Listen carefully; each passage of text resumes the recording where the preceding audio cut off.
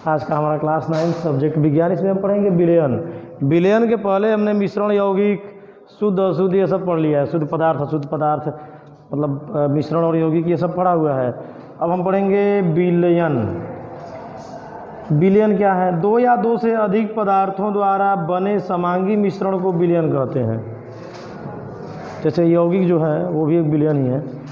तो जब दो या दो से अधिक पदार्थ आपस में समांगी मिश्रण बनाएंगे तो विलयन कहलाएंगे। समांगी मिश्रण का मतलब उसमें माध्यम के कण या अवयव दिखाई न दें। उदाहरण में शरबत। शरबत क्या है? विलयन है। उसमें चीनी और जल दोनों घोल दिया जाता है तो शरबत बनता है। तो जब चीनी घुला हुआ होता है जल में, चीनी दिखाई नहीं देता है, वो समांगी मिश्रण है, इसलिए वो विलयन है। किसी भी विलयन के सामान्यतः दो अवयव होते हैं। विलयन में दो अवयव होते हैं। एक होता है विलायक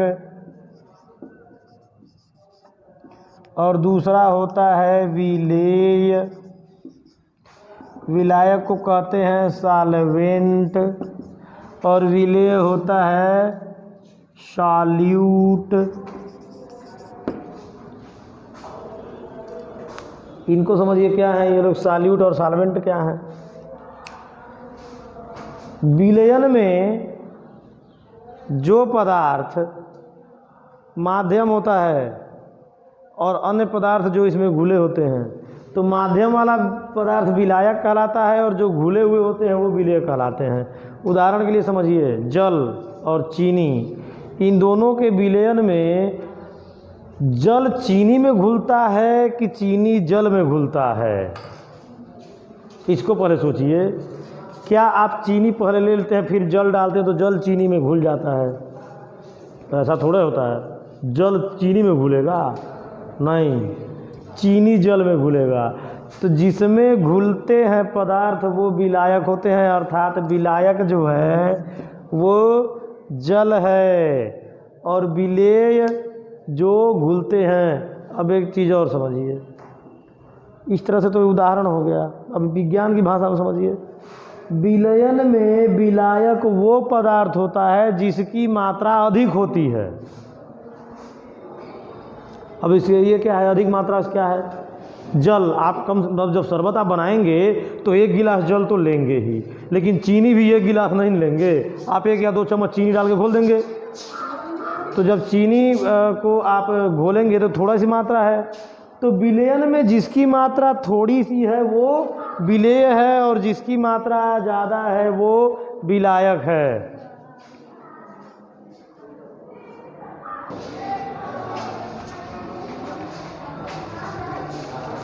अब इसमें पुस्तक में पढ़ते हैं विलायक के बारे में क्या दिया है। विलयन का वह अवयव जो अपेक्षाकृत अधिक मात्रा में होता है। अभी मैंने बताया आपको कि विलयन में जो अवयव ज़्यादा होता है वो विलायक है और जिसकी मात्रा कम होती है वो विलेय है। आप शरबत बना रहे हैं, अब देखिए विलयन अभी बताएंगे। विलयन के प्रकार में हम आपको बताएंगे असंतृप्त विलयन और संतृप्त विलयन, ये आगे आने वाला है। संतृप्त विलयन एक ऐसी अवस्था होती है जिसमें और अधिक विलय नहीं घुल पाता है। तो ये सब चीज़ें आगे बताएंगे, लेकिन अभी फ़िलहाल समझने के लिए जान लीजिए कि आप अगर 1 लीटर वाटर ले लिए, 1 लीटर क्या ले लिए? वाटर यानी जल ले लिए, और उसमें आप बहुत ज़्यादा घोल सकते हैं तो आधा किलो चीनी घोलते जाइए घुल जाएगा। और भी चीनी घोलिए, घुलता जाएगा। लेकिन एक ऐसी अवस्था आएगी कि और चीनी नहीं घुलेगा। आपको वाटर बढ़ाना नहीं है, आपको जितना वाटर दिया गया है उतना ही रखना है। आप चीनी घोलते जाइए, घुलेगा, घोलते जाइए, घुलेगा। अभी विलयन पर हम प्रभाव भी पढ़ाएंगे तो उसमें बताएंगे एक ऐसी अवस्था आएगी कि चीनी और नहीं घोल सकती, लेकिन उस विलयन को आप गर्म कीजिए और चीनी घोलिए, घुल जाएगा। आप मिठाई को देखे होंगे बनते हुए कि मिठाई जब बनता है तो उसमें जैसे जो मिठाइयाँ जैसे गुलाब जामुन हो गया और छेना हो गया, ये सब मिठाइयाँ शीरे में डुबाई जाती हैं। कहा जाता है कि वो शीरा है, सीरा संतृप्त विलयन है, किसका? चीनी और जल का। तो जो चीनी और जल का संतृप्त विलयन मतलब वह विलयन जिसमें और अधिक विलय न घुले। आप सीरे में और चीनी घोलिएगा तो नहीं घुलेगा। तो सीरा एक ऐसी अवस्था है कि उसको संतृप्त विलयन, वो संतृप्त अवस्था में आ जाता है। विलायक तो समझ गए आप। विलयन का वह अवयव जो अपेक्षाकृत अधिक मात्रा में, अब देखिए हवा विलयन है, हवा भी विलयन है। और विलयन वो सभी चीज़ें हैं जो दो या दो से अधिक पदार्थों से मिल के बनी हैं और उनके माध्यम के कण दिखाई नहीं दे रहे हैं, वो सब विलयन है। हवा भी विलयन है। जरूरी थोड़ा है कि चीनी और जल का मिश्रण विलयन है, हवा भी एक विलयन है। हवा विलयन है तो विलयन में मतलब हवा वाले विलयन में विलायक और विलेय कौन होगा? जो हवा है ये विलयन है, तो इसमें वायु विलायक है और घुली हुई गैसें विलेय हैं। हवा में आप ऑक्सीजन छोड़ दीजिएगा तो ऑक्सीजन फैल जाएगा। धुआं, आप लकड़ी जलाइए, धुआं निकलेगा, धुआं भी उसी में घुल जाएगा। हवा में क्या हो जाएगा? धुआं घुल जाएगा और घुलने के बाद धुआं दिखाई नहीं देगा। आप अभी यहाँ पर कोई लकड़ी जलाइए तो धुआं दिखेगा आपको, लेकिन कुछ ऊपर तक जाने के बाद धुआं गायब हो जाएगा। कहाँ गायब हो जाता है? ये वायुमंडल में घुल जाता है। तो जो घुल जाता है वो विलेय है, यानी कि धुआं विलेय है। किसमें? हवा में। तो हवा क्या है? विलायक है। और हवा धुआं ये सब आपस में मिलके क्या बनाए हैं? विलयन। तो ये सब चीज़ें तो आप समझ गए। अब विलेय आते हैं। विलयन में विलायक के अतिरिक्त उपस्थित एक या एक से अधिक अवयव जो अपेक्षाकृत कम मात्रा में होते हैं विलेय कहलाते हैं। विलयन में विलायक को छोड़ दीजिए, क्योंकि विलायक तो आप जान गए। विलायक जो अपेक्षाकृत अधिक मात्रा वाला था वो विलायक था। विलायक को छोड़ करके बाकी सभी अवयव विलेय होते हैं। अब वो अवयव या तो एक हो सकते हैं, एक से अधिक भी हो सकते हैं। मान लीजिए जल में आपने चीनी डाल दिया हुआ है, अब चीनी के साथ साथ नमक भी डाल देते हैं कभी कभी। जैसे पेट में कभी गड़बड़ी हो जाती है, गैस वैस बन जाता है, उठपटांग ढकार आता है, उल्टी टाइप होता है, तो हम लोग क्या करते हैं कि जल में चीनी तो घोलते हैं विलयन बनाए, उसमें नमक भी एक चम्मच डाल लेते हैं ताकि हमारा डिहाइड्रेशन जो है वो ठीक हो जाए।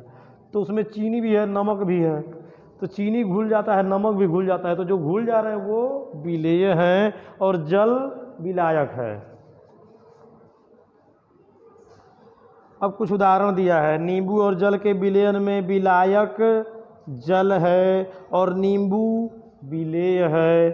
सोडा और जल के विलयन में सोडा विलेय है और जल विलायक है।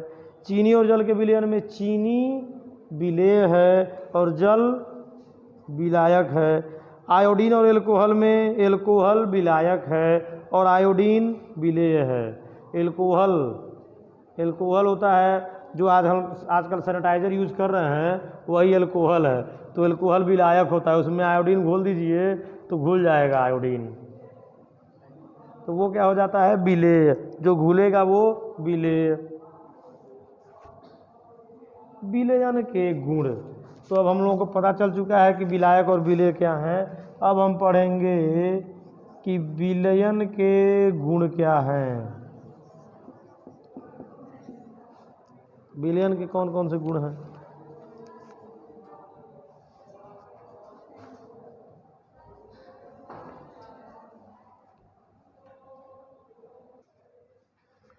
हम लोग विलयन के गुण पढ़ने वाले हैं। विलयन के गुण, इसमें पहला गुण क्या है? विलयन एक समांगी मिश्रण है। देखिए शब्द समझते हैं। समांगी मतलब विलयन में जब कण दिखाई नहीं दे रहे हैं, तो ये तो हम पहले बता भी चुके हैं, ये फिर से हम दोहरा बता रहे हैं। जब उसमें कोई चीज़ नहीं दिखाई दे रहा है तो वो समांगी है, और जब दिखाई दे रहा है विसमांगी है। तो विलयन एक समांगी मिश्रण है। इसमें विलेय और विलायक के कणों का आकार लगभग समान होता है। कण, जो छोटे छोटे कण हैं, तो विलायक, मान लीजिए चीनी और जल का शरबत आपने लिया, चीनी के कणों का आकार बड़ा होता है जब बाहर रहेगा, विलयन अभी बना नहीं है। अभी आप चीनी के कणों का आकार देखेंगे तो इतना बड़ा बड़ा चीनी का कण होता है। और जल के कण तो आप देख ही नहीं पाएंगे कितना बड़ा बड़ा है, क्योंकि बहुत छोटे कण होते हैं, वो आंखों से दिखाई नहीं देंगे, कणों का आकार आप नहीं देख पाएंगे। लेकिन जैसे ही चीनी को जल में आप डालेंगे, चीनी घुलेगा, तो चीनी के कण भी इतने छोटे हो जाएंगे कि जल के कणों के बराबर हो जाएंगे। इसलिए विलयन में पाए जाने वाले सभी अवयवों के कण एक समान होते हैं। अगर कोई किसी पदार्थ का, मान लीजिए कोई विलयन हो, किसी विलयन में अगर किसी पदार्थ के कण बड़े रह जाएंगे तो वो पदार्थ दिखने लगेगा और वो समांगी नहीं रह जाएगा, और जब समांगी ही नहीं रहेगा तो वो विलयन भी नहीं कहलाएगा। विलयन तभी है जब वो समांगी है या उसके कणों का आकार एक समान है, तो दिखाई नहीं दे रहे हैं। विलयन में विलेय के कणों का आकार अत्यंत सूक्ष्म है, 10⁻⁻10 मीटर व्यास होता है। अतः विलयन के कणों को आँख या सूक्ष्मदर्शी से नहीं देखा जा सकता। तो विलयन में जो माध्यम के कण होते हैं या विलयन के जो कण होते हैं उन्हें हम आँखों से या सूक्ष्मदर्शी से नहीं देख सकते, बहुत ही छोटे होते हैं, ये भी गुण है उसका। विलयन प्रकाश को प्रकीर्णित नहीं करता है। प्रकाश का प्रकीर्णन क्या होता है? प्रकीर्णन, फैलना। जैसे मान लीजिए हवा है, हवा में प्रकाश आता है तो नहीं प्रकीर्णित होगा, फैलेगा नहीं। लेकिन हवा में अगर धूल के कण होंगे तो वो धूल के कण क्या करेंगे? प्रकाश को इधर उधर मोड़ देंगे। तो धूल के कण उस विलयन में नहीं आते हैं। हवा में जब धूल के कण आएंगे तो वो घूलते ही नहीं हैं। हवा में धूल का कण घूलता नहीं है, बस ऐसे ही उड़ता रहता है, उड़ उड़ के कहीं न कहीं जा करके बैठता जाएगा। ये बैठना निलंबन कहलाता है। ये अवक्षेप के रूप में कहीं भी कहीं बैठ जाएगा। तो वो विलयन का भाग नहीं है। हवा में जो धूल के कण हैं वो विलयन के भाग नहीं है। धुआं विलयन का भाग है, क्योंकि वो गायब हो जाता है, दिखता ही नहीं है। धूल के कण आप ध्यान से देख सकते हैं। आप कभी कमरे में खड़े रहिए, कमरे में अगर एक छेद से रोशनी, कमरा बिल्कुल अंधेरा कमरा हो और कोई छेद हो दीवार में, उससे कोई रोशनी आ रही हो, तो आप उस रोशनी में देख सकते हैं खूब ढेर सारे कण उड़ते हुए नजर आएंगे आपको। धूल के छोटे छोटे कण उड़ेंगे, वो दिख रहे हैं। अगर दिख रहे हैं तो विलयन के भाग नहीं है। अभी मैंने बताया आपको, विलयन के कण दिखाई नहीं देंगे, इतने छोटे कण होंगे कि वो आंखों से आप उसको देख नहीं पाएंगे। और हवा में धूल के कणों को आप देख ले रहे हैं, इसका मतलब उसके कण का आकार बड़ा है, यानी वो विलयन का भाग नहीं है। तो विलयन प्रकाश को प्रकीर्णित नहीं करता है, क्योंकि विलयन के कण अत्यंत सूक्ष्म होते हैं। विलयन के कण अस्थायी होते हैं। अतः विलयन में से विलेय के कणों को सामान्य प्रक्रिया द्वारा पृथक नहीं किया जा सकता है। विलयन में जो विलेय के कण हैं, मान लीजिए चीनी जल में घोल दिया गया, अब उसमें जो कण है चीनी का वो अस्थायी हो जाता है। ये नहीं है कि मतलब उसको जब आप छोड़ देंगे शांत तो धीरे धीरे सारा चीनी नीचे बैठ के इतना मोटा तह बना लेगा, ऐसा कुछ नहीं है। आप जब चाक को घोलेंगे तो चाक बैठेगा नीचे, चीनी थोड़े घुलेगा बैठेगा। और चाक को घोल भी देंगे जल में तो अभी चाक के कण दिखाई देंगे, वो विलयन थोड़े कहलाएगा। चाक के कण बड़े बड़े ही रहेंगे, वो आटे की तरह से दिखते रहेंगे उसमें। बाद में भले ही शांत छोड़ दीजिएगा विलयन को तो नीचे जाकर बैठ जाएंगे, लेकिन ऐसा चीनी वाले मैटर में नहीं होगा। चीनी जब उसमें घुला रहेगा तो वो घुला ही रहेगा, नीचे जाके बैठता नहीं है। तो विलयन के कण अस्थायी होते हैं, उसे आप साधारण विधि द्वारा अलग नहीं कर सकते। ऐसा नहीं है कि कहा जाए कि चीनी और जल को घोल दिया गया है तो आप जल में से चीनी अलग कर दीजिए, तो आप चाय छन्नी लीजिए और छान लीजिए, चीनी अलग हो जाएगा, ऐसा कुछ नहीं है। आप छानेंगे तो चीनी के भी कण इतने छोटे हो चुके हैं कि वो जाली को पार करके उस पार चले जाएंगे, जल के साथ वो भी चले जाएंगे। उसको आप मतलब साधारण विधि द्वारा अलग नहीं कर सकते। अब आते हैं विलयन के प्रकार में। विलयन के प्रकार,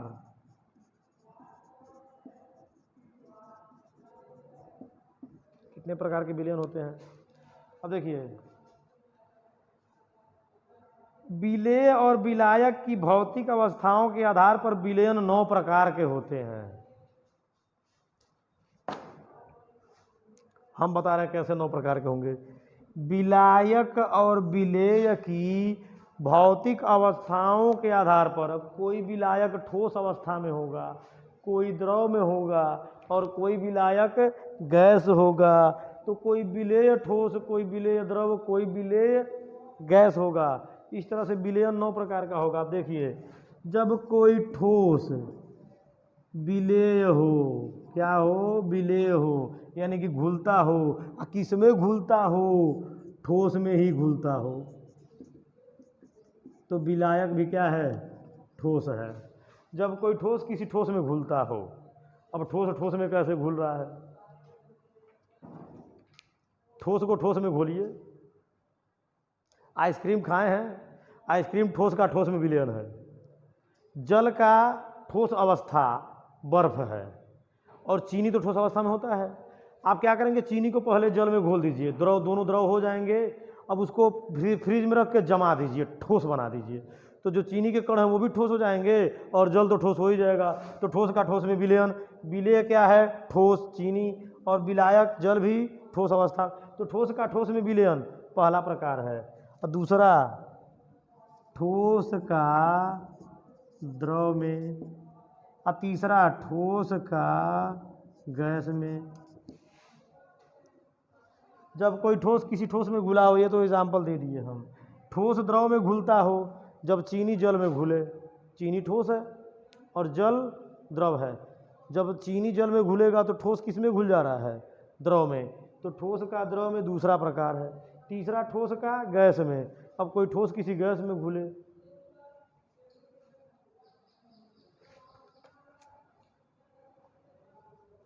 इसमें देखिए ठोस का ठोस में मिश्रण, उदाहरण पीतल अर्थात जस्ते और कांपर का मिश्र धातु।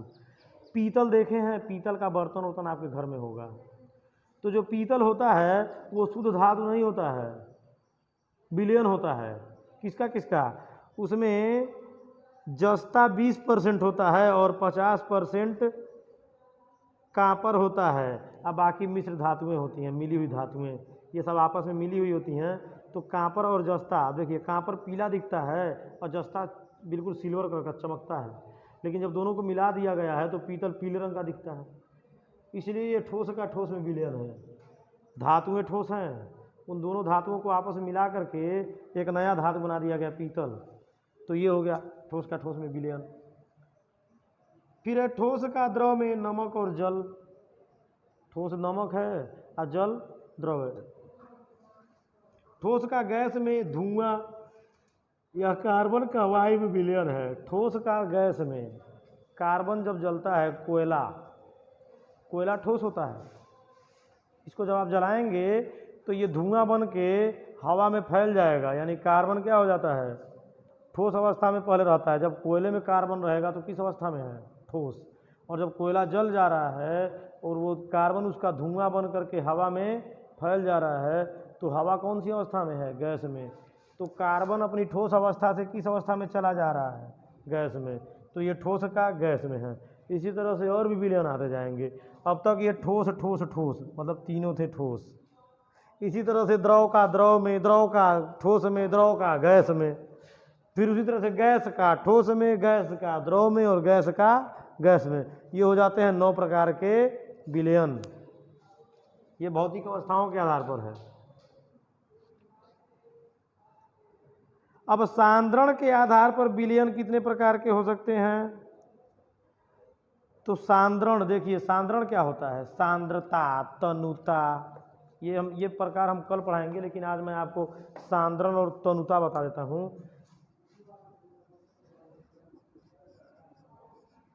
सांद्रता, तनुता। सांद्रता होता है कंसंट्रेट और तनुता होता है डाइल्यूट। कंसंट्रेट और डाइल्यूट क्या होता है, देखिए हम बता रहे हैं आपको। आपने लिया है चीनी और लिया है जल, उदाहरण से समझिएगा। चीनी और जल, इसके 2 प्रकार के मिश्रण आपने देखे होंगे, खाए पिए भी होंगे। आप शरबत पिए होंगे, शरबत, ये भी चीनी और जल का मिश्रण है। और आप सीरा, मिठाई भी खाए होंगे जिस सीरे में डुबाया जाता है, वो भी चीनी जल का है। अब इसमें दोनों में पतला विलयन कौन होता है, शरबत बहुत पतला होता है और गाढ़ा सीरा होता है।